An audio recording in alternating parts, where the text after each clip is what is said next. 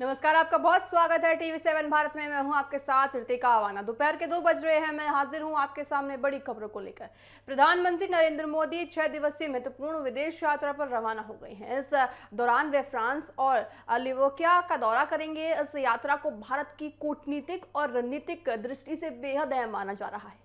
प्रधानमंत्री की यात्रा ऐसे समय हो रही है जब दुनिया के कई वैश्विक चुनौतियों का सामना पूरी दुनिया कर रही है और प्रमुख देशों के बीच सहयोग को नई दिशा देने की जरूरत महसूस सभी देशों को हो रही है। यात्रा का सबसे महत्वपूर्ण हिस्सा फ्रांस में आयोजित होने वाला है, जहां आपको बताएं G7 शिखर सम्मेलन होगा। दुनिया की प्रमुख अर्थव्यवस्थाओं के नेताओं की मौजूदगी वाले इस सम्मेलन में भारत एक महत्वपूर्ण साझेदारी देश के रूप में हिस्सा लेगा।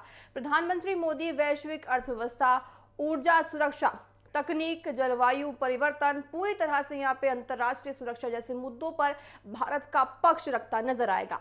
आपको बताएं, भारत लगातार वैश्विक मंचों पर विकासशील देशों की आवाज उठा रहा है और इस सम्मेलन में भी उनकी भूमिका अहम मानी जा रही है। फ्रांस दौरे के दौरान प्रधानमंत्री मोदी की मुलाकात आपको बताएं वहां के राष्ट्रपति से होने की संभावना है। दोनों नेताओं के बीच सभी संबंधों को लेकर मजबूती के साथ चर्चा होगी। भारत और फ्रांस के रिश्ते पिछले कुछ वर्षों में काफी मजबूत माने जा रहे हैं। दोनों देश रक्षा, अतिरिक्त आपको बताएं परमाणु ऊर्जा और सभी तरह से देखिए समुद्री सुरक्षा और तकनीकी सहयोग जैसे क्षेत्रों में के साथ मिलकर काम कर रहे हैं। सूत्रों के अनुसार बैठक में रक्षा क्षेत्र से जुड़े कई अहम मुद्दों पर भी चर्चा हो सकती है। राफेल लड़ाकू विमानों, सभी तरह के परियोजनाओं और रक्षा उत्पादन में सहयोग बढ़ाने जैसे विषय पर एजेंडे के साथ यहां बैठक होगी। भारत अपनी रक्षा पूरी तरह से देखिए मजबूत करना चाहता है, रक्षा नीति को मजबूत करना चाहता है। ऐसे में ये बैठक है और ज़्यादा मायने रखती है। आपको बताएं, साथ ही आत्मनिर्भर बढ़ाने पर भी यहाँ पे जोर भारत को दिया जा रहा है। ऐसे में फ्रांस के साथ साझेदारी का विशेष महत्व हो जाता है। फ्रांस के बाद प्रधानमंत्री आपको बताएं वहाँ के प्रधानमंत्री से मिलेंगे। साथ ही ये दौरा दोनों देशों के बीच राजनीतिक, आर्थिक और व्यापारिक संबंधों को नई गति देने का अवसर भी माना जा रहा है। भारत मध्य और पूर्वी यूरोप के देशों के साथ अपने संबंधों का दायरा लगातार बढ़ा रहा है और सभी तरह के देखिए यात्रा इसी रणनीति के तहत हो रही है। साथ ही कुल मिलाकर प्रधानमंत्री मोदी की ये 6 दिवसीय विदेश यात्रा सिर्फ औपचारिक कार्यक्रमों तक सीमित नहीं है, बल्कि इसे भारत की वैश्विक भूमि को और मजबूत करने की दिशा में एक महत्वपूर्ण कदम माना जा रहा है। G7 सम्मेलन में भारत की सक्रिय भागीदारी और यूरोपीय देशों के साथ बढ़ता सहयोग आने वाले समय में कूटनीतिक, आर्थिक और रणनीतिक स्तर पर नए अवसर पैदा कर सकता है। ऐसे में इस यात्रा पर देश और दुनिया की नजरें पूरी तरह से टिकी हुई हैं और आपको बताएं कि जो यात्रा है बहुत ज्यादा महत्वपूर्ण मानी जा रही है। साथ ही देखिए प्रधानमंत्री नरेंद्र मोदी ने विकास के सुशासन से साथ ही विकसित भारत बनाने का संकल्प ले लिया है और इस विकसित भारत को बनाने के लिए प्रधानमंत्री नरेंद्र मोदी इन तरह की देखिए यात्राओं को कर रहे हैं। बहरहाल चलिए खबरों में आगे बढ़ते हैं। पश्चिम बंगाल की राजनीति में इस समय सबसे बड़ी चर्चा टीएमसी के भीतर बढ़ते राजनीतिक संकट को लेकर हो रही है।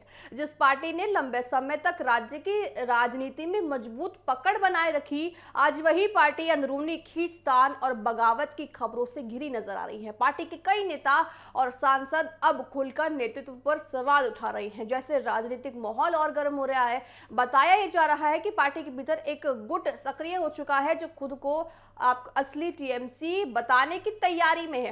इस गुट का दावा यह है कि उसके साथ कई सांसद जुड़े हुए हैं और वह पार्टी की मौजूदा दिशा से संतुष्ट नहीं है। सोमवार को लोकसभा स्पीकर से मुलाकात की तैयारी को इस राजनीतिक संघर्ष का अहम पड़ाव माना जा रहा है। ये मुलाकात आगे की राजनीति की दिशा तय करेगी। इस पूरे विवाद के केंद्र में पार्टी का शीर्ष नेतृत्व है। कई नेताओं का मानना है कि संगठन के भीतर संवाद की कमी और फैसलों को लेकर बढ़ती नाराजगी ने हालात को और बढ़ा दिया है। कुछ वरिष्ठ नेताओं ने सार्वजनिक रूप से अपनी असहमति जाहिर की है, जिससे ये साफ संकेत दे रहा है कि मामला सिर्फ बंद कमरों तक सीमित नहीं है। राजनीतिक हलचल के बीच एक और बड़ा घटनाक्रम सामने आया। आपको बताएं, जब सुबह पुलिस अभिषेक बैनर्जी के घर पहुंची, हालांकि कुछ समय बाद पुलिस वहां से लौट आई, लेकिन इस घटना ने राजनीतिक चर्चाओं को और ज्यादा उठा दिया है। साथ ही आपको बताएं कि टीएमसी का जो लगातार यहाँ पे एक अलग ही एंगल आ रहा है, टीएमसी सब तरह से घिरती नजर आ रही है। आपको बताएं, मदन मिश्रा से जुड़ी कई ठिकानों पर छापेमारी ईडी के द्वारा की गई है। जांच एजेंसी को कुछ नकदी और महत्वपूर्ण दस्तावेज मिलने की जानकारी सामने आई है। मदन मिश्रा, आपको बताएं, इस कार्रवाई ने भी राज्य की राजनीति में एक नई बहस छेड़ दी है। विपक्ष को सरकार पर हमला करने का नया मुद्दा मिल गया है। सबसे अहम सवाल यही उठ रहा है कि क्या टीएमसी इस अंदरूनी संकट से बाहर निकल पाएगी या फिर ये विवाद पार्टी के लिए बड़ी चुनौती बन जाएगा। राजनीतिक जानकारों का मानना है कि आने वाले दिन बेहद महत्वपूर्ण होने वाले हैं। आपको बताएं कि मिश्रा के घर में देखिए ईडी की छापेमारी हुई, साथ ही ईडी की छापेमारी के दौरान उनके बेड के नीचे पैसे मिले, यानी कैश उनके बेड के नीचे मिला है। अब देखने वाली बात होगी कि ईडी की कार्रवाई जिस तरह से होती है, आने वाले दिनों में इस कार्रवाई में क्या कुछ निकल कर आता है, क्या क्या रहस्य सामने आते हैं, ये सब देखने वाली बात होगी। देखिए, मदन मिश्रा पहले भी अपनी विवादित बयानों को लेकर सुर्खियों में अक्सर बने रहे हैं। आपको बताएं, भगवान श्री राम को लेकर दिए गए उनके एक बयान पर राजनीतिक और धार्मिक स्तर पर तीखी प्रतिक्रियाएं देखने को मिली थी। विपक्ष ने इस समय उन पर आस्था का अपमान करने का आरोप लगाया था। दरअसल मदन मिश्रा ने श्री राम के लिए कहा था कि वो भगवान है ही नहीं। मदन मिश्रा का यह बयान बहुत ज्यादा चर्चाओं में आ गया था। मदन मिश्रा के बयान के बाद देखिए उनको घेरा गया कि आप अक्सर ऐसे किसी के धर्म की भावनाओं के साथ कैसे खेल सकते हैं। बहरहाल देखिए, आपको बताएं, टीएमसी को इस मुद्दे पर घेरने की कोशिश भी की गई। फिलहाल देखिए, बंगाल की राजनीति में ये मामला चर्चा का बड़ा विषय बना हुआ है। राजनीतिक गलियारों में सवाल उठ रहा है कि क्या जांच आगे और बड़े खुलासों तक पहुंच पाएगी या फिर सिर्फ एक राजनीतिक विवाद बनकर रह जाएगा। आने वाले दिनों में जांच की दिशा और उसके पूरी तरह से सबकी नजर टिकी हुई है कि जांच में क्या कुछ सामने आता है, साथ ही जांच के बाद क्या क्या चीजें खुलती नजर आती हैं। साथ ही आपको बताएं कि टीएमसी में क्या कुछ और होने बाकी है, ये भी देखना अभी बाकी है। बहरहाल चलिए खबरों में आगे बढ़ते हैं। टीएमसी के भीतर जारी सियासी घमासान के बीच टीएमसी सांसद प्रीति आजाद ने पार्टी से नाराज नेताओं पर तीखा हमला बोला है। TV7 भारत से बातचीत में उन्होंने कहा कि जिन सांसदों ने टीएमसी के चुनाव चिन्ह पर जीत हासिल की वह खुद को अलग नहीं बता सकते। उन्होंने कहा कि ऐसे नेताओं को बागी नहीं बल्कि गद्दार कहा जाना चाहिए। आजाद ने कहा कि असली बगावत सभी के लिए है। साथ ही उन्होंने अपने पिता का उदाहरण देते हुए कहा कि जब वे बीजेपी में गए थे तो उनके पिता ने उन्हें घर से निकाल दिया था। ईडी और पुलिस की कार्यवाही पर सवाल उठाते हुए उन्होंने कहा कि अभिषेक बैनर्जी का ये छापेमारी जो हो रही है, लेकिन कुछ समय साथ ही आपको बताएं कि उस छापेमारी पर उन्होंने सवाल उठाए हैं। उनका दावा ये है कि पहले देखिए ममता बनर्जी के खिलाफ कार्रवाई हुई है, अभिषेक बनर्जी के खिलाफ कार्रवाई हुई है। आइए आपको सुनाते हैं हमारे संवाददाता से खास बातचीत करते हुए उन्होंने क्या कुछ कहा है। पश्चिम बंगाल में लगातार राजनीति भूचाल हो रहा है। टीएमसी में कई बागी विधायक और अब तो कई बागी सांसद भी अपना दल बदल रहे हैं। बात कर लेना चाहेंगे टीएमसी से सांसद और वरिष्ठ नेता कीर्ति आजाद हमारे साथ मौजूद हैं। सर, जिस तरीके से 4 मई को नतीजे आए, कम समय के अंतराल पर ही विधायक बागी होते हुए दिखाई दिए, सांसद बागी होते हुए दिखाई दिए। अब जो स्थिति बन रही है कि अब रविवार को शुभेंदु अधिकारी के साथ बैठक करेंगे, सोमवार को लोकसभा के अध्यक्ष ओम बिरला से मुलाकात करेंगे, उनको पत्र देंगे, अलग गुट बनाने की बातें की जा रही हैं। बागी मत बोलिए, भगौड़े बोलिए, क्योंकि ये तृणमूल के सिंबल पर लड़े थे, इसलिए बागी नहीं है। 5 साल इनको विपक्ष में रहने के लिए जनता ने मत दिया था, तभी ये जीते थे। तो इनको बागी मत बोलिए, भगौड़े बोलिए, गद्दार भी बोल सकते हैं। तो गद्दारी तो की, बड़ी सीधी सी बात है। और तृणमूल को कुछ नहीं होने वाला। ममता बनर्जी तृणमूल है, उन्होंने खड़ी की है ये पार्टी। और सबसे बड़ी बात तो ये है कि जो संशोधन हुआ एंटी डिफेक्शन लॉ में 1985 के बाद अटल जी के समय, कि आपको पूरे पॉलिटिकल पार्टी के साथ जाना होगा, सिर्फ केवल एमएलए या एमपी पार्टी नहीं बनता। तो नीचे तक, जो वार्ड तक, जो पंचायत तक का इंसान है, वो आपके पास होना चाहिए। रजिस्टर्ड ममता बनर्जी हैं। ये केस 4 साल से महाराष्ट्र में चल रहा है शिवसेना का, तो हम इसको जानते हैं, समझ चुके हैं, इसकी लड़ाई लड़ेंगे। अब देखते हैं आगे क्या होता है। आप कह रहे हैं कि बागी नहीं वो बोलिए, लेकिन जब उन सांसदों से बात करो तो वो कहते हैं कि ममता की या फिर अभिषेक बनर्जी की राजनीति अब खत्म हो चुकी है, हम गद्दार नहीं हैं, गद्दार वो रहे हैं, क्योंकि जब हम उस पार्टी में थे हमें बोलने का मौका नहीं मिलता था, सब कुछ सिर्फ अभिषेक बनर्जी ही करते हैं। क्योंकि कल्याण बनर्जी का भी जो बयान आया सामने कि दीदी या तो मुझे चुने या तो बनर्जी। छोटा क्वेश्चन पूछिए, तो इनको इलेक्शन हारने के बाद ही ये सब याद आया? हारने से पहले ये सत्ता का लोभ ले रहे थे, आनंद कर रहे थे, इनके यहाँ पर भ्रष्टाचार हो रहा था, ये देख रहे थे, क्या ये भ्रष्टाचार में लिप्त थे? ये प्रश्न तो इनसे पूछना चाहिए ना। इलेक्शन के बाद इनको क्यों ये सब याद आया? ये बिल्कुल पूछा भी था ये सवाल, तो वो कह रहे थे उस वक्त हम बोल नहीं पा रहे थे। क्यों? क्योंकि सरकार इनकी थी। क्यों? शुभेंदु अधिकारी चला गया बोल के, शुभेंदु अधिकारी गया था, मुकुल रॉय गया था, सब बोल करके गए थे, सब वॉशिंग मशीन में साफ हो गए थे। वही शुभेंदु अधिकारी जो 5 लाख लेते हुए पकड़ा गया था कैमरा पे, और प्रधानमंत्री कह रहे थे कि वो बोल रहा था, शुभेंदु बोला आओ आओ, लाए हो पैसा, लाए हो, यहाँ रखा वहां रखा, लाओ और कितना लाओगे, ये सारी बातें। वो उधार का सिंदूर मांग में लगा लिया इन्होंने। आज वो चीफ मिनिस्टर है, कहता है भ्रष्टाचार के विरुद्ध लड़ूंगा। वही काकोली दास्तीदार जिसने 5 लाख रुपए लेती हुई पकड़ी गई थी, वो चली गई। कितनी मतलब कितने ईमानदार लोग हैं ये लोग। कोई किसी चिट फंड में फंसे हुए हैं, कोई अपने क्षेत्र में काम में फंसे हुए हैं, तो क्या कहा जा सकता है?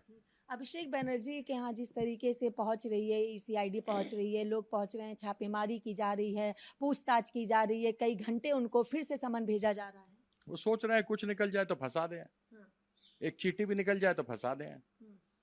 जीरो कर दिया, 3 बजे सुबह पहुंचे हैं, और फिर डिजास्टर मैनेजमेंट को बुला के कमरा तोड़ा गया है, अलमारियां तोड़ी गई हैं, और उसके बाद जो बना है रोजनामचा उसमें लिखा है नील, कुछ नहीं पाया।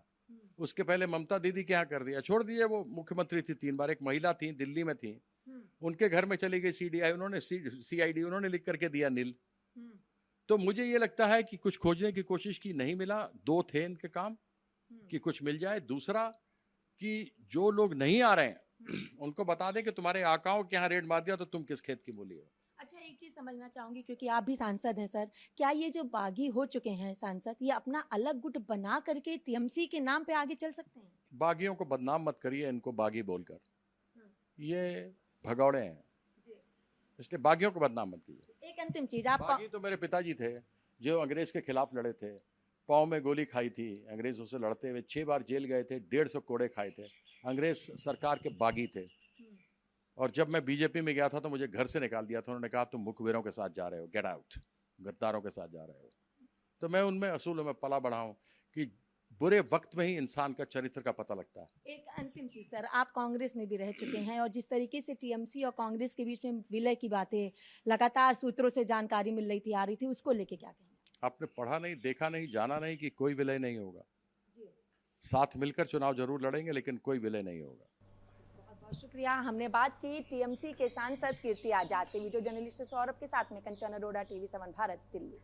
आपने सुना किस तरह से आजाद ने कहा कि जो देखिए दल बदल रहे हैं वो बागी नहीं है, वो गद्दार है। उन्होंने गद्दार उनका नाम रख दिया है। साथ ही उनका कहना है कि कांग्रेस के साथ रिश्तों पर उन्होंने साफ कहा कि चुनावी गठबंधन हो सकता है, टीएमसी किसी दल में विलय नहीं करेगी, ये संभव नहीं है। देखिए जिस तरह से टीएमसी से लगातार खबरें आ रही हैं, बागी नेता बदल रहे हैं, और ऐसे में देखिए उनका ये भी कहना है कि जो अब मुख्यमंत्री बन चुके हैं वो पहले भ्रष्ट थे, लेकिन अब वो बीजेपी से जुड़ गए हैं तो अब वो भ्रष्ट नहीं है। ये कहना आजाद का है। देखने वाली बात होगी कि जो बागी सांसद ने दल बदलती जो राजनीति की अगर खबरें आ रही हैं कि आने वाले समय में ये क्या कुछ रुख अपनाते हैं, क्या अलग गुट बनाते हैं, या फिर ये भी बीजेपी में शामिल हो जाते हैं। बहरहाल चलिए खबरों में आगे बढ़ते हैं। आम आदमी पार्टी के राज्यसभा सांसद और उत्तर प्रदेश प्रभारी संजय सिंह ने टीएमसी में चल रही बगावत और केंद्रीय एजेंसियों की कार्यवाही को लेकर बीजेपी पर सवाल खड़े कर दिए हैं। उन्होंने कहा है कि जो नेता आज पार्टी छोड़कर बीजेपी की ओर जा रहे हैं उन्हें पहले ही अपनी बात रखनी चाहिए थी। चुनाव हारने के बाद इस तरह के बयान देना उचित नहीं है। और क्या कुछ उन्होंने कहा है, हमारी संवाददाता कंचन अरोड़ा से आइए आपको सुनाते हैं। पश्चिम बंगाल की राजनीति में लगातार राजनीतिक भूचाल आ रहा है। बागी विधायक, बागी सांसद जहां अलग हो रहे हैं, वहीं अलग गुट बनाकर लोकसभा अध्यक्ष से मुलाकात करने की भी बात कर रहे हैं। बात कर लेना चाहेंगे उत्तर प्रदेश से आम आदमी पार्टी के प्रभारी और राज्यसभा सांसद सीनियर लीडर संजय सिंह हमारे साथ मौजूद हैं। सर, 4 मई को नतीजे आए, 18 मई को पश्चिम बंगाल के ही सांसदों ने हस्ताक्षर करके खत लिख दिया। कई सांसद अपने अलग गुट बनाने की बात करने लगे। राष्ट्रीय अध्यक्ष से लोकसभा के अध्यक्ष से मुलाकात करने की भी बात हो रही है। क्या तो देखिए, उनको इतिहास कायर, डरपोक और धोखेबाज के रूप में याद करेगा। जिस सयानी घोष पे भाजपाई कह रहे थे कि हम 1 करोड़ का इनाम देंगे अगर इसका गला काट के दे दोगे, आज वो भारतीय जनता पार्टी के साथ जा रही है। अब कोई भाजपाई नहीं बोल रहा, अब कोई अंधभक्त गाली नहीं देगा। काबा मदीना वाले गाने पे योगी आदित्यनाथ से लेके पूरी की पूरी बीजेपी चीख रही थी, चिल्ला रही थी, और अब बीजेपी के साथ जाने में कोई समस्या नहीं। इसी तरीके से 3 मुस्लिम सांसद हैं। मुस्लिमों से तो दिन रात बीजेपी नफरत करती ही है, प्रधानमंत्री कपड़े से पहचान लेते हैं। अब वो 3-4 मुस्लिम सांसद जो जा रहे हैं, उनसे भी भाजपाइयों को कोई समस्या नहीं है। अब वो ठीक है। तो इसीलिए मैं कहता हूं, बीजेपी एक ऐसी पार्टी है, बड़े से बड़ा भ्रष्टाचारी हो, अपराधी हो, माफिया हो, बीजेपी के साथ मिल जाए, बिल्कुल ठीक हो जाएगा। अब सिर्फ दाऊद इब्राहिम का बीजेपी में आना बाकी रह गया है।